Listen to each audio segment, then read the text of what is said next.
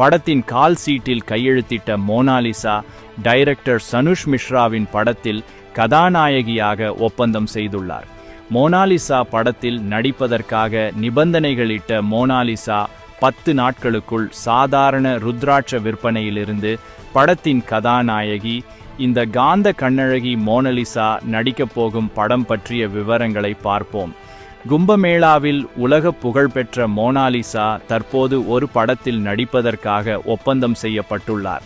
அப்படத்தின் இயக்குனர் சனோஜ் மிஸ்ரா இதனை அதிகாரப்பூர்வமாக அறிவித்துள்ளார். படத்தின் பெயர் த டைரி ஆஃப் மணிப்பூர். இப்படத்தில் மோனாலிசாவின் சம்பளம் பல கோடிகள் என்றும் இந்த படத்தில் நடிப்பதற்காக மோனாலிசா சில நிபந்தனைகள் விதித்திருக்கிறார் என்பதும் தெரிய வந்துள்ளது.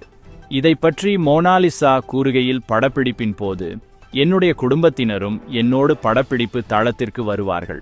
அவர்களுக்கு 3 வேளை உணவை மட்டும் தாருங்கள் என்று அன்பு நிபந்தனை விதித்தார்.